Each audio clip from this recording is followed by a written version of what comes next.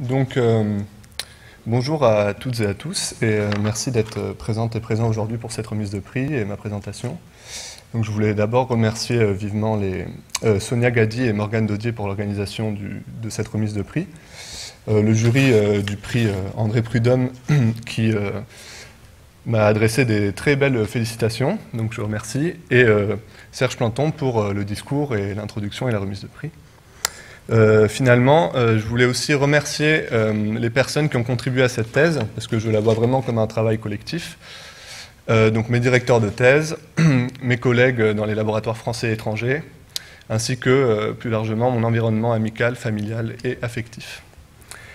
Donc je suis très honoré de recevoir ce prix aujourd'hui, et surtout de la part de Météo et Climat, dont les actions vont, je pense, au-delà de, comme vous le disiez, de la recherche, mais visent également à interagir avec le corps politique et social, à travers, par exemple, la dissémination de savoir et l'expertise.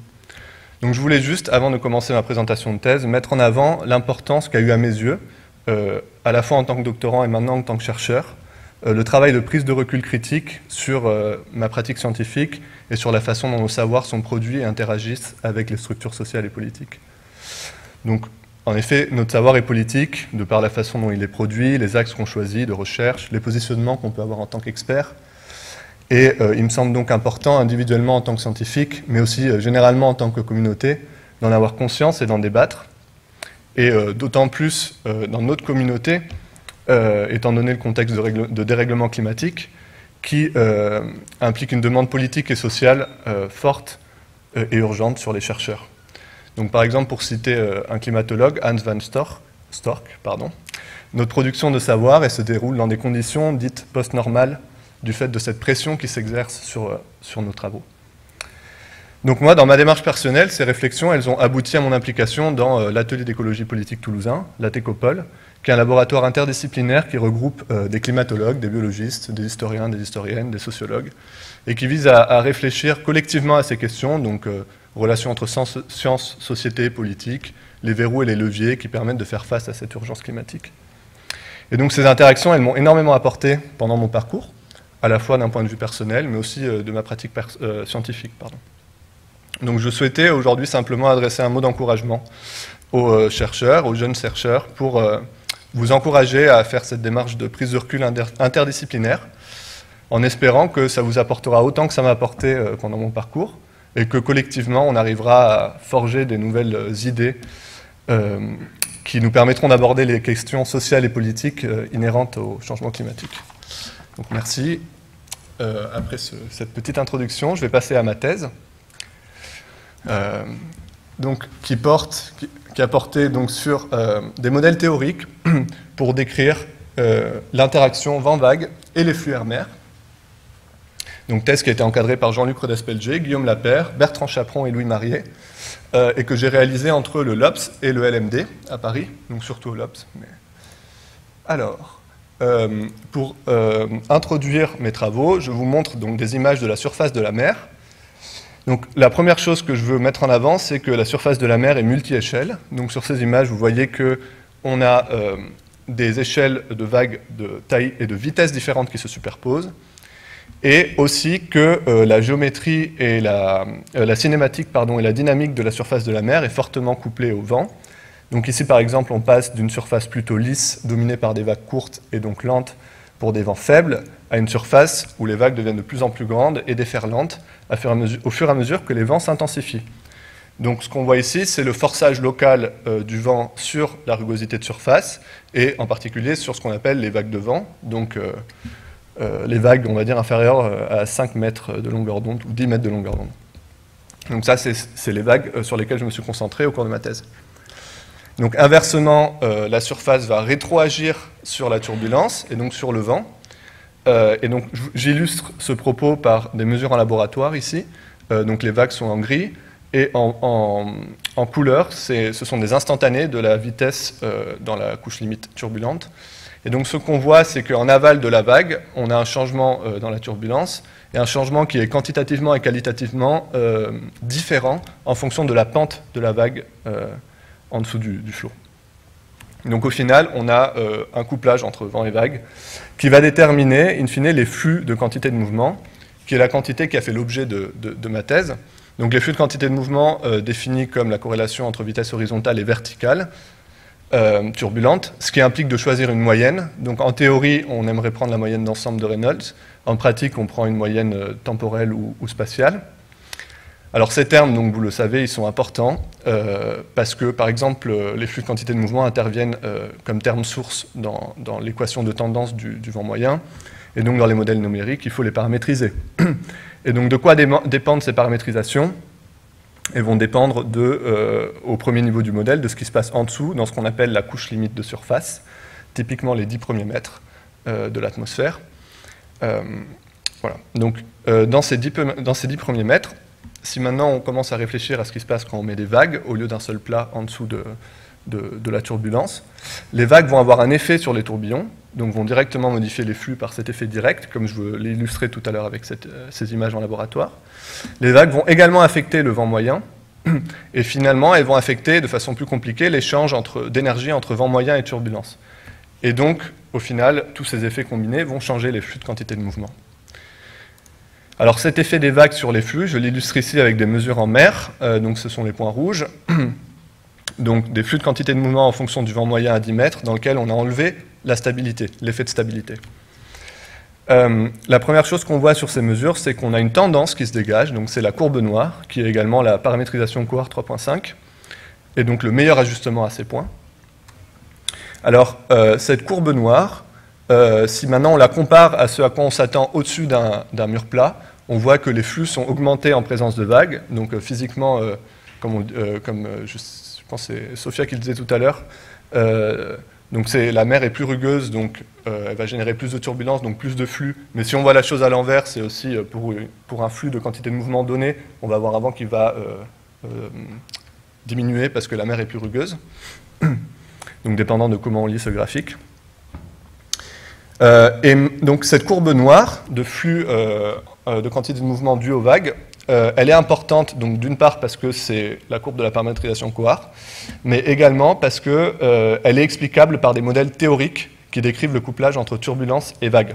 Donc ces modèles, ils permettent de dire que cette courbe, elle est la résultante d'un espèce d'équilibre qui s'établit entre turbulence et vagues. Donc le vent souffle, il va générer de la rugosité. Cette rugosité va modifier la turbulence, et au final, on aura un équilibre qui s'établira pour un vent moyen donné. Alors, ce qu'on voit, voilà, donc ça c'est ce que j'ai dit. Maintenant, ce qu'on voit, c'est qu'autour de cette courbe noire, on a une variabilité, une dispersion des mesures. Et donc, on peut se poser la question, d'une part, est-ce que cette dispersion est due à une variabilité du système couplé vent-vague local? Est-ce qu'elle est sous-estimée? Parce que ces mesures, elles ont été prises dans des régions spécifiques, dans des conditions spécifiques, donc on peut s'attendre à avoir une dispersion plus grande que ça en réalité, si on pouvait échantillonner tout le globe. Et du coup, on peut se demander, est-ce qu'il manque des paramètres pour décrire cette variabilité? Voilà, donc je vais aller rapidement ici pour illustrer le fait que cette variabilité, elle est importante au niveau climatique. Alors, une façon d'explorer cette variabilité pour moi, c'est de penser en termes de différentes paramétrisations qui vont en fait recouper ces points de façon différente. Et donc l'étude que je vous montre ici, de Shimura et al. 2017, c'est une simulation atmosphérique forcée, donc non couplée, dans laquelle les auteurs ont changé les paramétrisations de flux de surface. Et donc les figures C et D, c'est les différences entre les différentes simulations, moyennées sur 50 ans, donc c'est pas très très grand comme simulation, mais on voit quand même une différence assez significative en vent de surface. Et les auteurs montrent que cette différence est associée à un changement de la circulation de Hadley. Donc finalement, il semble important de comprendre les limitations des paramétrisations de flux de quantité de mouvement. Et donc moi, mon approche au cours de ma thèse, ça a été de dire, je vais essayer de comprendre les limitations des modèles théoriques qui expliquent ces paramétrisations. Voilà. Donc, donc du coup, la suite de mon exposé, elle va se dérouler de cette façon. Je vais d'abord faire une revue des modèles théoriques vent-vague pour vous expliquer leurs limitations, en tout cas celles que je crois être importantes. Et ensuite, je vous parlerai de deux de mes contributions pour améliorer un peu ces modèles théoriques. Donc, comment est-ce que l'impact des vagues est inclus sur la turbulence dans les modèles théoriques vent-vague? Donc, on reprend notre schéma de tout à l'heure de couche limite de surface. Et donc, cette fois, en présence de vagues, on va rajouter une troisième composante au flot. Donc, on a la composante moyenne. U moyennée, la composante turbulente, et on va avoir une composante rouge qui est associée à la présence de vagues. Donc ça peut être soit la génération de turbulence en aval d'une vague, sous le vent d'une vague, ou la déformation plus directement des lignes de courant parce que la surface est déformée. Donc cette composante rouge, elle va du coup induire aussi des corrélations, des stress, enfin des flux de quantité de mouvement, ce qu'on appelle le wave-induced stress, qui va venir se rajouter dans la couche limite de surface au flux de quantité de mouvement turbulent. Donc maintenant, ce wave-induced stress, il va affecter la turbulence. Par exemple, on peut le comprendre par exemple en regardant une équation d'énergie cinétique turbulente. Alors, une équation d'énergie cinétique turbulente, par exemple, pour un sol plat, ici, et en conditions homogènes stationnaires, c'est-à-dire dans la couche limite de surface, donc c'est les hypothèses classiques, c'est typiquement l'équilibre entre trois termes, donc un terme de production d'énergie mécanique par extraction d'énergie sur le cisaillement, ici, un deuxième terme source ou puits dû à la flottabilité, et un terme de dissipation epsilon, d'énergie cinétique turbulente, qui est paramétrisé sous cette façon-là. Si on rajoute maintenant les vagues, donc ce stress supplémentaire, on va rajouter un troisième terme à cet équilibre qui va venir rajouter, enfin modifier en tout cas la turbulence et donc les flux de quantité de mouvement finalement. C'est un terme de production supplémentaire. Alors, pour vous parler donc des limitations des modèles vent-vague théoriques, je vais vous parler des limitations dans la façon dont ce terme rouge de wave-induced stress est représenté dans les modèles théoriques. Et en fait, ce terme de wave-induced stress, il dépend d'un autre paramètre très important dans le système couplé vent-vague, qui est le taux de croissance des vagues, bêta. Ça peut se comprendre facilement parce que le wave-induced stress, physiquement, on l'associe au fait que les vagues sont en train de croître, donc en train d'extraire de l'énergie de la turbulence. Et donc les deux sont corrélés. On va exprimer l'un en fonction de l'autre. Alors pour comprendre comment ce paramètre de croissance est paramétré dans les modèles vent-vague théoriques, il faut repartir du cycle de vie de vagues individuelles. Donc, si on prend une vague de longueur d'onde donnée, elle va croître au cours du temps sous l'influence du vent.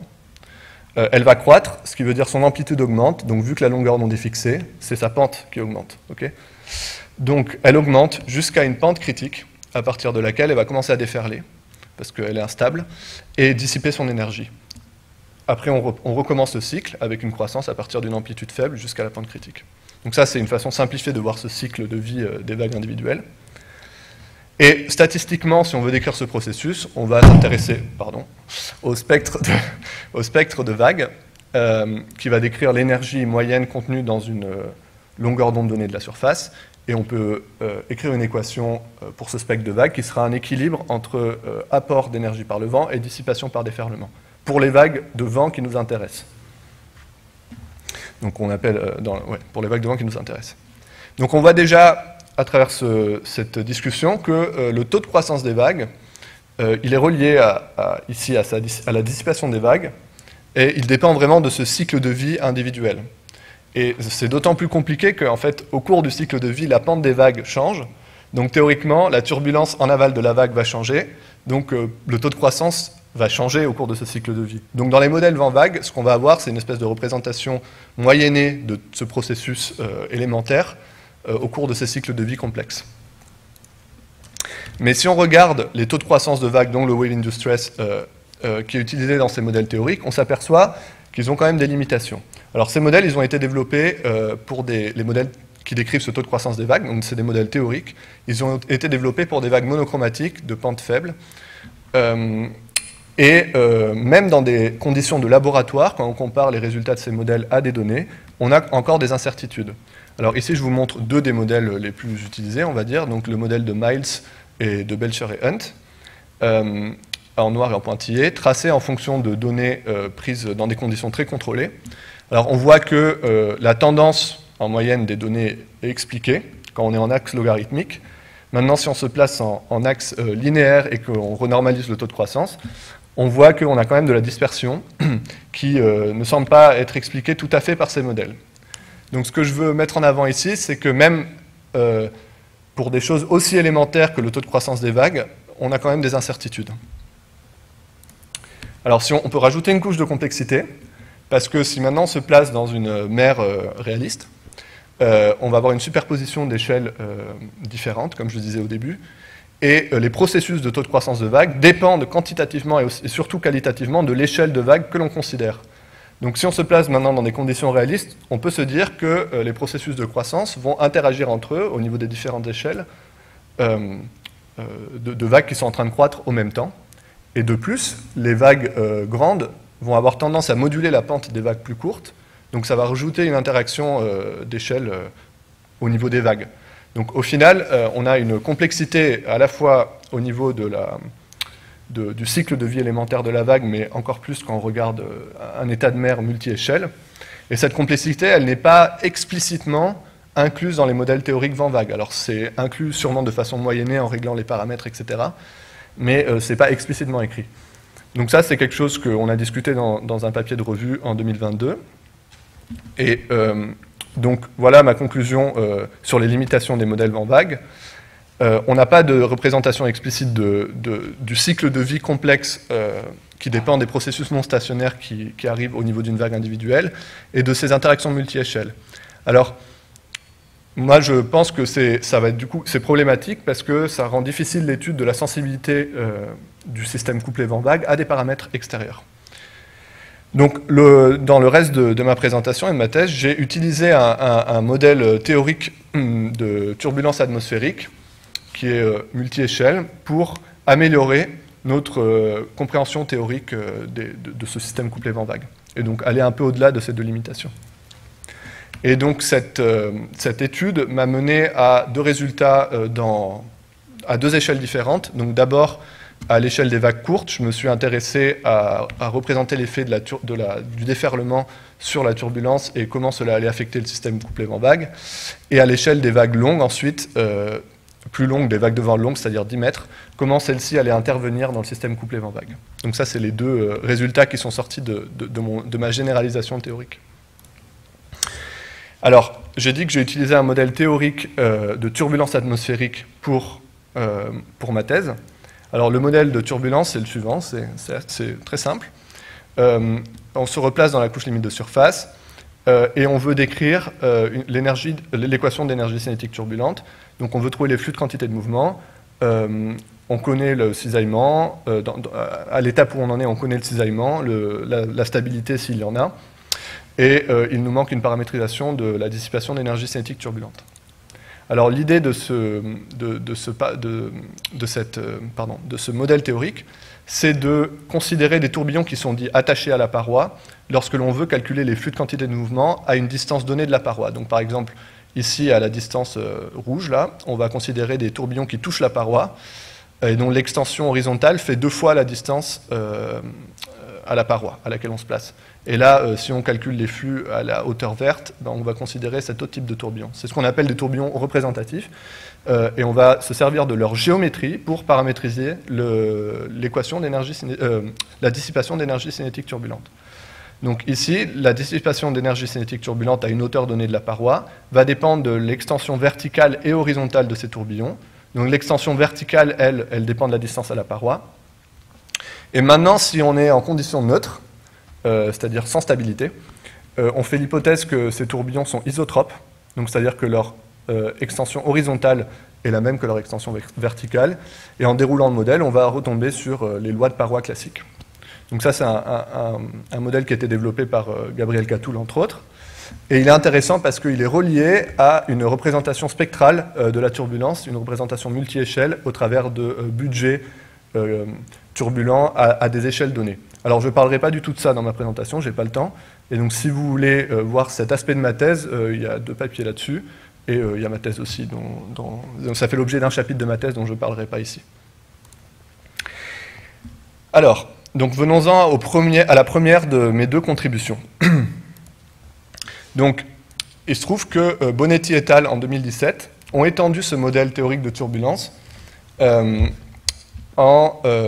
au-dessus de surfaces rugueuses, en faisant l'hypothèse que la couche limite de surface est séparée en 2 sous-couches.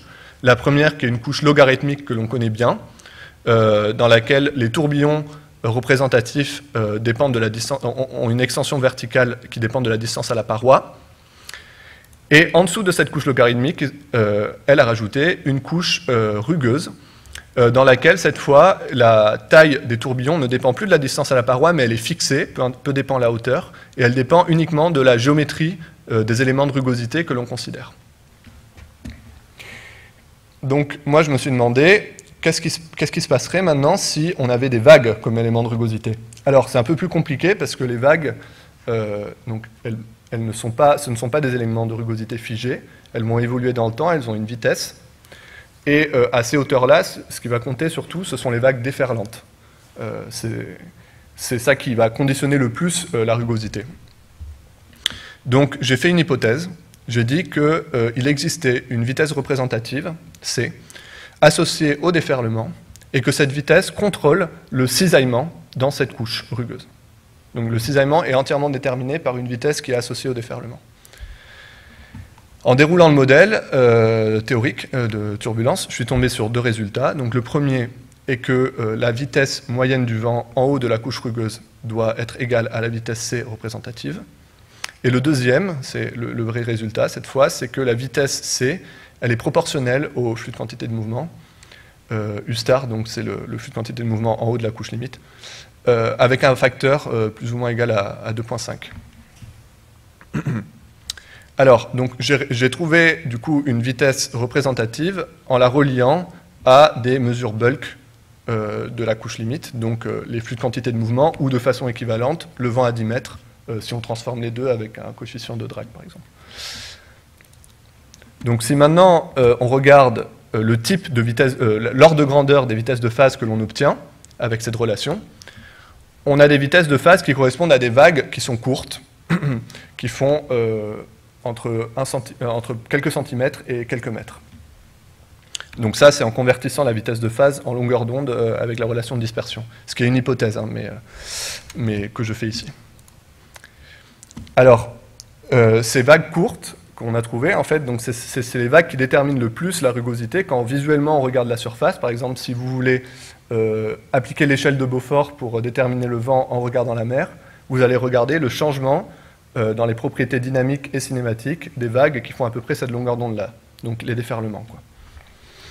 Donc, l'idée dans la suite de ce papier, ça a été d'aller regarder des mesures de déferlement pour voir si on pouvait retrouver cette vitesse caractéristique, cette fois dans des mesures. Donc, des mesures de déferlement, plus précisément, ce sont des mesures infrarouges, de caméras infrarouges, qui mesuraient une quantité qu'on appelle lambda de C et d de C, enfin lambda, qui est la longueur de front déferlant, ici, par unité de temps et par unité d'air, pour des fronts qui se déplacent à une vitesse de phase C donnée, enfin une vitesse C donnée.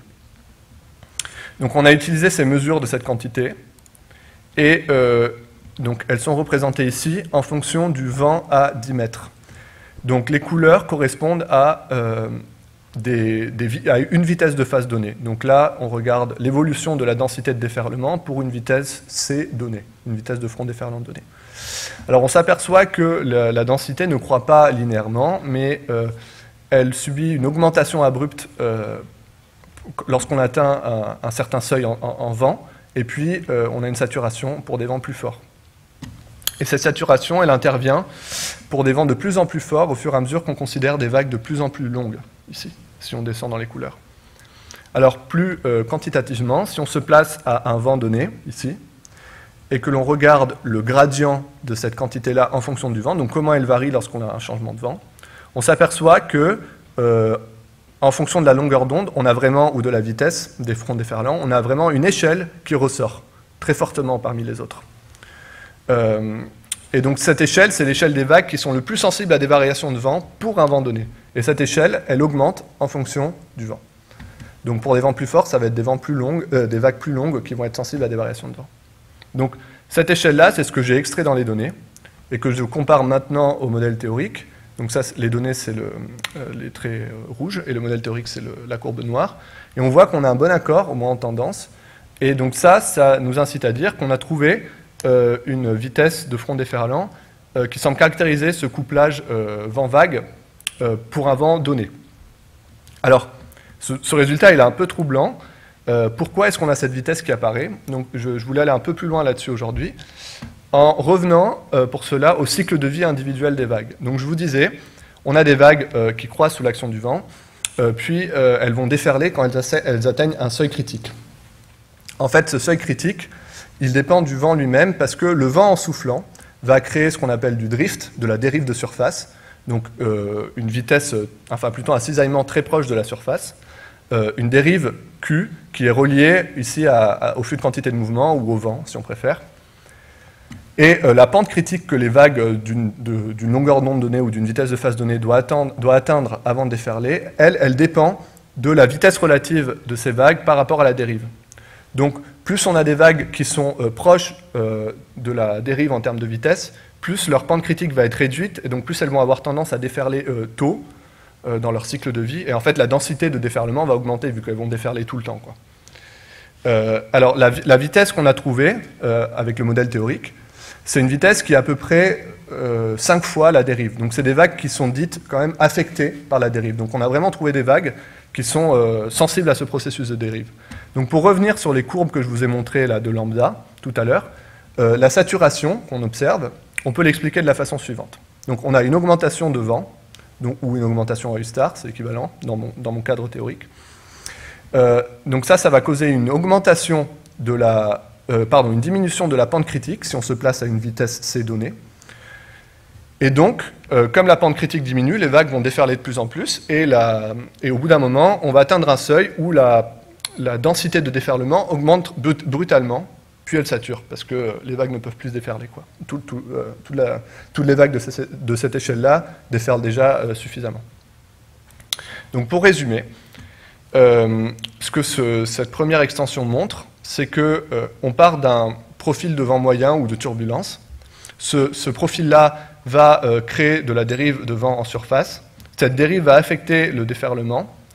Donc ça va résulter en une sélection d'une longueur d'onde, qui est la longueur d'onde ou la vitesse de phase qui correspond aux vagues qui sont juste sur le point de déferler, enfin qui vont commencer à déferler beaucoup plus si le vent augmente.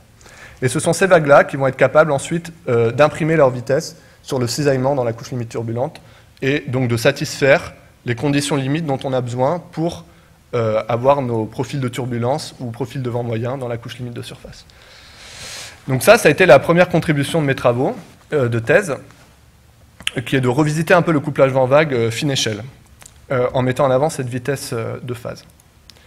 Alors c'est intéressant parce que maintenant, si on regarde comment des paramètres externes comme les courants ou les films biologiques ou le fetch pourraient influencer, plutôt courant film biologique pourrait influencer ce système couplé, il pourrait influencer la dérive, parce que si on a des courants, ça va influencer la dérive, pourrait influencer la façon dont les déferlements vont réagir à cette dérive, et également, de façon plus compliquée, la façon dont ils vont imprimer leur vitesse sur la turbulence.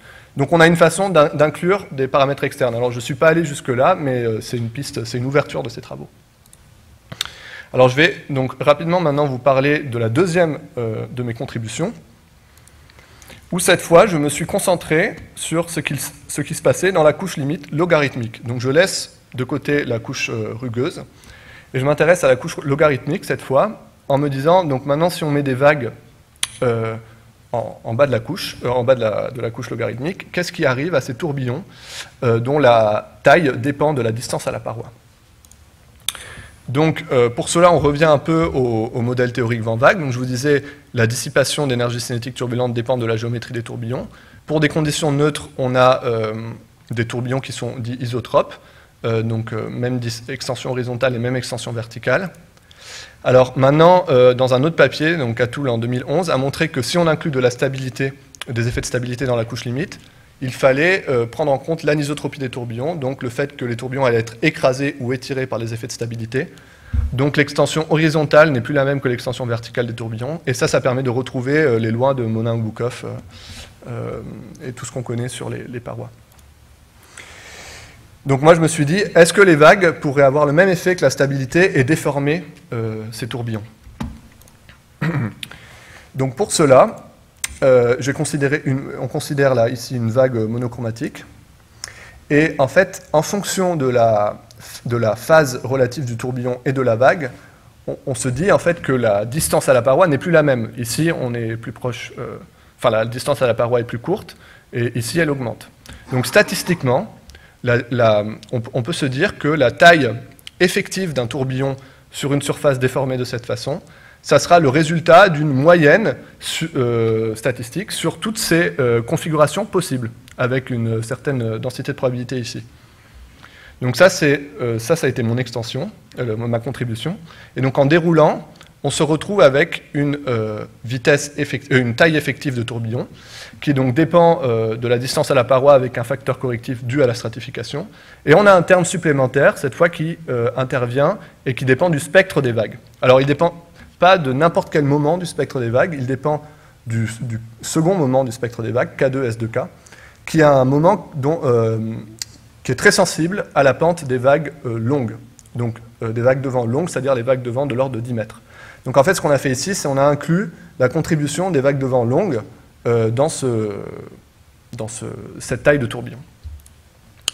Donc, pour revenir au modèle, on a une dissipation d'énergie cinétique turbulente qui dépend maintenant non seulement de la stratification, ou de la stabilité, mais dépend aussi des vagues, et en particulier des vagues de vent longues de l'ordre de 10 mètres. Et donc, il va venir affecter, in fine, l'équation d'énergie cinétique turbulente, et donc l'équilibre en vagues.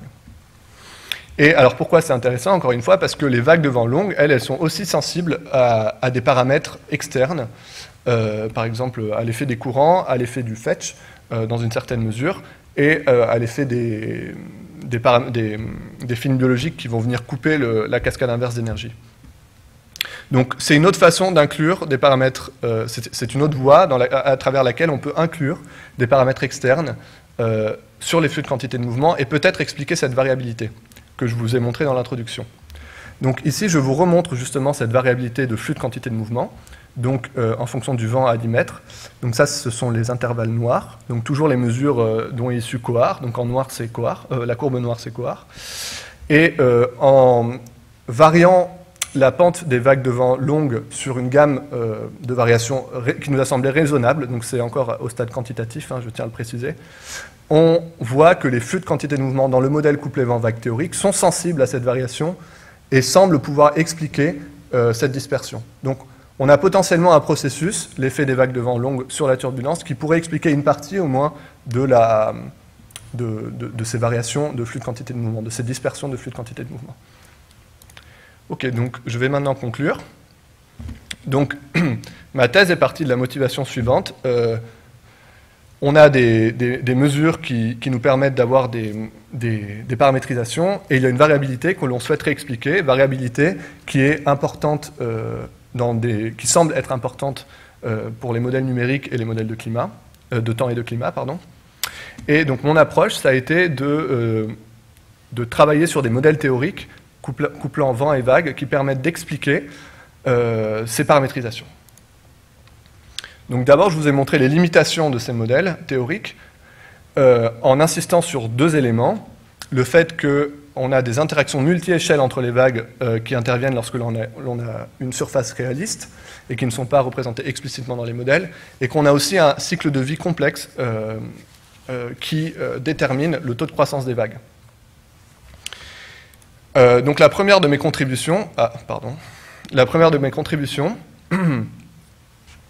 ça a été de montrer que si on considérait les déferlements, on pouvait trouver une vitesse de phase relative qui décrit le système couplé vent-vague et on espère toute cette complexité multi-échelle. Et donc de donner un autre cadre avec lequel on peut réfléchir à ce système couplé et introduire des paramètres extérieurs.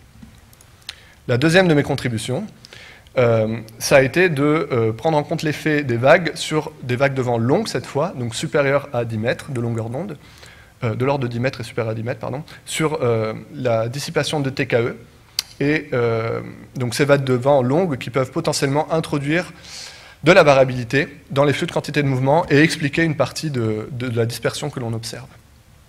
Alors la dernière partie dont je n'ai pas parlé, c'est le fait que donc, le modèle théorique de turbulence que j'ai utilisé, il est relié à une représentation spectrale de la turbulence. Donc ici je vous montre un spectre de la turbulence, rien de plus. Et donc ça ouvre des perspectives sur, sur un nouveau cadre théorique pour réfléchir au couplage entre vent et vague de façon spectrale. Donc c'est ce que je rappelle ici maintenant dans les perspectives de ma thèse, que j'ai divisées en 4 points. La première de ces perspectives, c'est d'inclure l'effet des courants sur le système couplé vent-vague, au travers de leur effet sur les vagues courtes déferlantes et leur effet sur les vagues longues.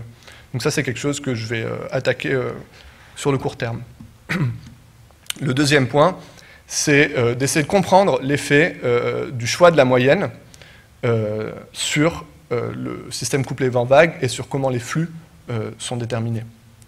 Alors avec ces 2 points, une des perspectives aussi très court terme pour moi, ça va être de construire un émulateur de vagues de vent qui permet d'interpréter des mesures de rugosité satellites, donc par exemple des mesures SAR Sentinel-1 ou les mesures du futur satellite SWOT.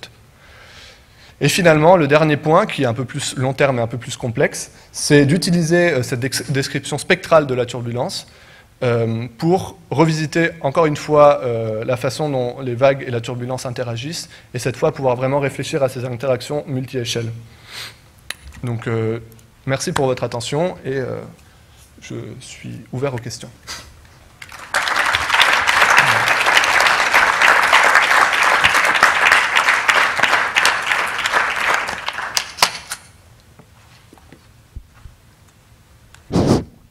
Y a-t-il des questions?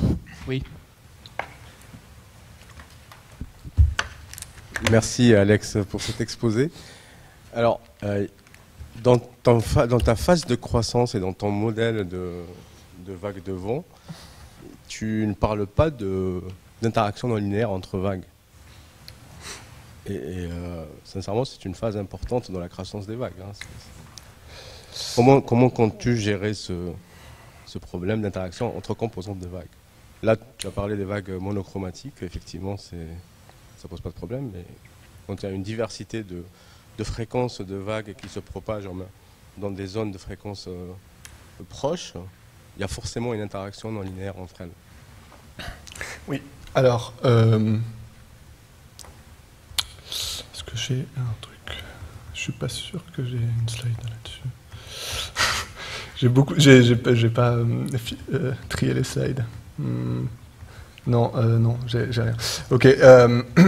En fait, je pense que ma réponse à cette question, ça serait que, en fait, quand j'ai parlé de déferlement au moment où j'ai introduit le cycle de vie, c'était de façon simplificatrice, mais de façon générale, on pourrait dire que c'est le terme de déferlement, de dissipation, c'est toute la dissipation non linéaire qui a lieu, y compris les échanges d'énergie non linéaire entre vagues. Alors, moi, j'y réfléchissais là, avec cette slide, en termes d'équilibre statistique, quand on décrit le equilibrium range des vagues, où l'on suppose que les vagues vont quelque part saturer et que le processus dominant dans la dissipation, c'est surtout le déferlement, pour cette gamme d'échelles données. Mais par exemple, dans le modèle couplé vent-vague que j'utilise, qui est celui de Kudryavtsev 2014, le terme de dissipation, c'est un terme non linéaire très général qui est supposé prendre en compte tous ces processus. Ce n'est pas un terme uniquement de déferlement. Kudryavtsev, il fait vraiment une distinction entre la mer du vent et la houle. Hein, donc oui, et moi je regarde que la mer du vent ici. Oui, donc je me... oui. D'autres questions? Oui, Hervé?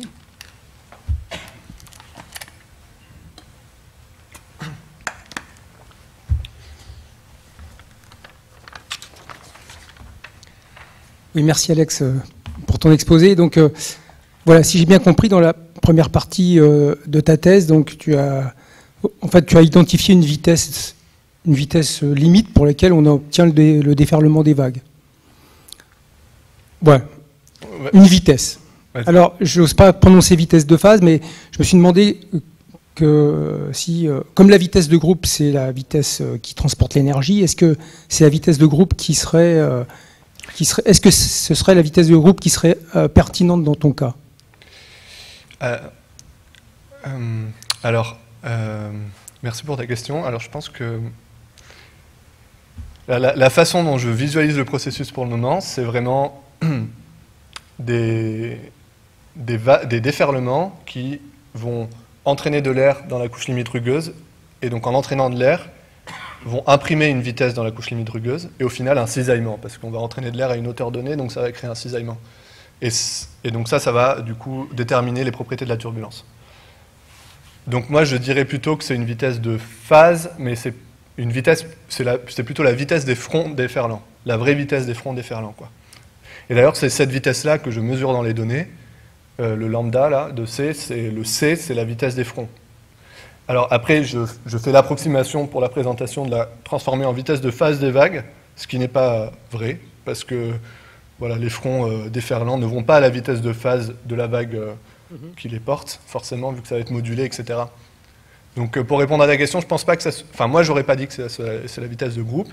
Je pense que c'est plutôt vraiment la vitesse de phase des fronts, quoi, déferlants. Voilà. Et ça va être influencé par les courants. Eh ben oui, parce que enfin, non, ce qui va être influencé par les courants, c'est la densité de front déferlant à une vitesse de phase donnée. Donc on a à un vent donné, quoi. Donc on se place à un vent donné, on met des courants, la densité de front va être influencée, quoi. Donc du coup, la vitesse de phase qui va être importante pour la turbulence ne va plus être la même, parce que mon critère, c'est un critère de densité de front finalement. C'est-à-dire qu'il faut une certaine densité pour commencer à affecter la turbulence. Voilà. Merci pour cette clarification. Moi aussi, j'aurais une question. Dans les techniques de mesure des flux à la surface de la mer, il y a les deux techniques classiques qui sont utilisées, méthode décorrélation et méthode inertio-dissipative. La méthode inertio-dissipative, on fait des hypothèses justement sur le spectre, et la dissipation, de la dissipation on déduit le stress, mais le modèle que tu montre que ce modèle devrait être sensible aussi à la présence de vagues de grande longueur d'onde. Alors, est-ce que tu penses que du coup, les mesures sont de fait erronées du fait qu'on fait une mauvaise hypothèse au départ dans certaines situations? Non, je pense pas. Enfin, si cet effet intervient, c'est à l'ordre supérieur. Et puis ça reste aussi à montrer que cet effet existe en réalité, quoi. Donc là, c'est la façon dont j'ai validé le modèle théorique, ça a été donc d'une part par la théorie, c'est-à-dire de dérouler un raisonnement logique, et d'autre part, en fait non, mais j'ai pas de validation expérimentale ou numérique. J'ai commencé à faire une validation numérique avec des LES de cet effet de vague longue sur la rugosité, mais c'est encore quelque chose de très préliminaire. Voilà.